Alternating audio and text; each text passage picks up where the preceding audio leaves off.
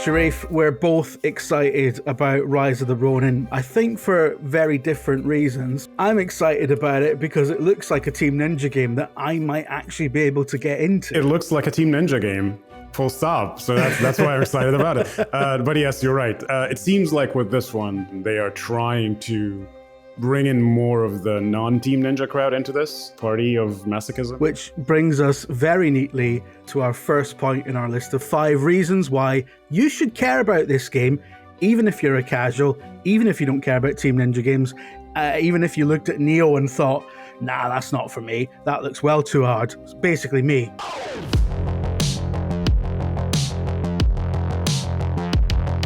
It is not as brutal as a Souls-like would be, and it seems to be even further away from what you might think of as a Souls-like. It's going to have some Soulsy elements, a currency that you might lose on death that you might retrieve, but there will also be other elements that carry on after death, like a different system of progression, and the combat and the things around the moment to moment have been tweaked to offer a lot more opportunities of silliness and action, where you'll be able to do things like throw an explosive barrel at a group of enemies and kill them, or perhaps like set your katana on fire and like do some fire damage. Things that you usually wouldn't be able to do in Nioh, or they would take you a lot longer to do if you want to spec into the magic trees and also the movement. It looks like the game has a lighter movement compared to Nioh. If you're into comparisons, maybe it's Demon Souls compared to something like Elden Ring. It's much more fluid, a lot more opportunities for action. Even the moment to moment is rewarding you for getting in there and just slashing a bunch of dudes. It seems to me from a distance, this is what we're looking at.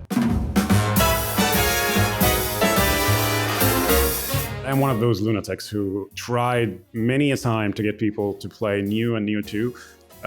Even between Nioh 1 and Nioh 2, they did a lot of things in Nioh 2 that will make this more accessible, trust me. Just get the thing, and then they get into the tutorial and they find 5 weapons and the spear gauges and they just fall asleep. And every time this happens, it breaks my heart, because once they get in there, they're going to see a level of attention to detail, especially in mechanical complexity, that is not scary. It's layered in a way that rewards you for investing time in it. And I want people to experience that mechanical complexity and to experience that level of finesse that I don't think any other RPG has. Like I love the From Software games, but the combat in them is usually pretty simplistic. Whereas you look at a game like Nioh and Nioh 2, and the stance system alone, just a stance system where you have every weapon has these different stances. From a distance might look overwhelming, but in the moment, you're being offered so many options that you could just ignore and just play the game in one stance, which a lot of people have. There is a similar system in Rise of the Ronin. It looks like it's going to at least have a shade of that complexity, and I want people to experience that and feel really cool about comboing together different weapons, different moves, and different stances, and really understanding why you would need to have a stance system in the first place. It looks complex, but once you're in it, it's like, it's like a buffet at a hotel or whatever. You're looking at all these choices, it's like, oh my God, there are 6 different salads and I'm just gonna get what I get every time. But then you get into it, it's like, oh no, I could use this opportunity to experiment. I could use this opportunity to mix things that I usually wouldn't. And I would really hope this is the one that gets people into that, so that maybe they can go back to Nioh and understand it. Now, this is Team Ninja's first open world game, but they've been in the business for a long time. They've got a lot of great influences to draw on, and they've got an opportunity here to really put their stamp on the open world as a genre, which, as we were discussing earlier, similar to Elden Ring, as you were saying, by being open world, it is by default a bit more accessible. Elden Ring would have been a lot more difficult if you started that game at a castle, like you would in a Dark Souls, where it's like you pretty much had 1 or 2 roads you could go down, and if you failed to fight whatever awaits you at any of those roads, that was the game for you. Like, that game is done. And a lot of people drop those games when that's the thing, where I need to be somewhere, I can't get there if I can't figure out a way around this challenge. Elden Ring was deliberately designed to tell you, oh, Margit has ruined you. You have all this map to go and figure out something else. Just ignore this, just go do something else. And the game was designed in that way. So I have high hopes that they're going to have something similar in this, which is to say, it's okay if the first boss is too difficult. Maybe you're not supposed to fight it now, like go do something else. They have 3 major cities in this, which is Kyoto, Yokohama and Edo, which is Tokyo today. And in between them, they have the countryside and all the weird roads and rural areas where you're going to meet some bandits, maybe. So there is a difference in topography, there's a difference in environment, and that lets you basically take things at your own pace. And I think that's going to give a lot more opportunities for players to spend more time with the game and spend more time with the combat. So I'm really curious to see how they do that in a Team Ninja game, which is completely new for them. From the cutscenes, we know that there's going to be people in this game, human characters that you talk to, that you take missions from. Yes. Which sets it apart from most Souls-likes, I think, where it's not just a wasteland populated entirely by the undead who are there for you to slaughter and harvest souls from or whatever. This isn't a vast undead wasteland. This is Japan. This is an actual historical depiction of a real time in Japan's history. And so I think that in and of itself is way more inviting than the usual Soul setup. Yes. It's being dragged into sort of more of an action RPG, witchery, sort of Assassin's Creed-y type of area, where it's as much about the exploration and also as much about experiencing that society as it is about the combat. It's the Assassin's Creed thing, right? It's living through that period of time and interacting with people. That's definitely one of the elements that they're proud of. And there's a really lovely exchange in a Game Informer preview of that game, came out in December, where they were like, everything that we have ever done is you need to kill every single person you run into in this level, and now we have to give you characters that you care about, and now we have to give you like companion and give you characters that you would just speak to. There's a farmer somewhere. Like, you don't need to kill that farmer. He's just a passive NPC. And how do you make that interesting? So it's even a challenge for them, and that's like really fascinating to see. Honestly, this is music to my ears. It's exactly what I want. I want a game to be a game, but I also want some reason, some anchor, some emotional hook, to give me a reason to do this stuff. Yeah. So I think that's a really good development. Like we said, they've got a lot of great influences to draw on for their first open world game. One of them is really obviously Breath of the Wild. They've nicked Link's glider. Nobody's mad about that because everyone loves the glider.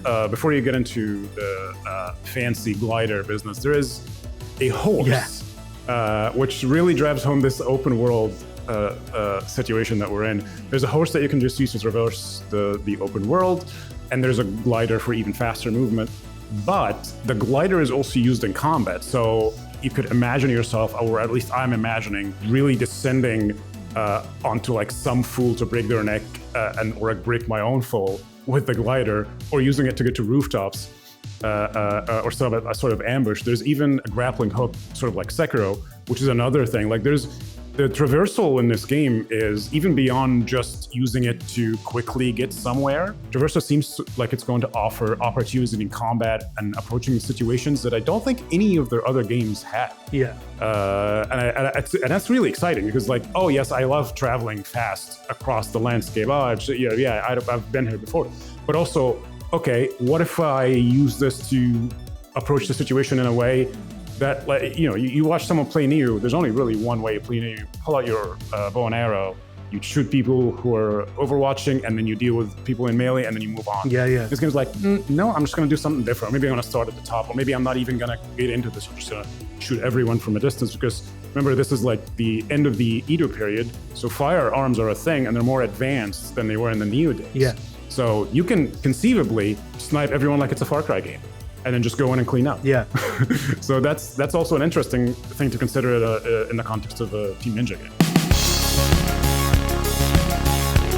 So Team Ninja's first open world, Team Ninja's first stab at a lot of these mechanics we've been talking about. Traversal, ways to kill enemies that don't necessarily get you into the thick of a fight, people to talk to and not just kill. All that stuff is great, but what it requires as a result is much higher production values than, because let's face it, right? This is why there's so many indie walking simulators where you walk around an empty fucking village and there's nobody there and it's not interesting and it's boring as shit, because like you're just like picking up someone's left a chocolate wrapper in a pub. I wonder what that means for the story, etc., etc. And you're just kind of like you're like an icon janitor for bits of plot, right?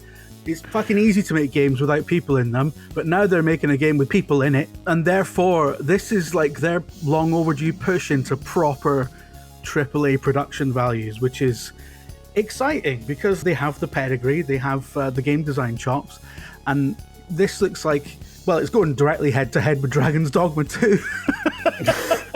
Yes, it is releasing on the same day as Dragon's Dogma 2, which is very funny to me.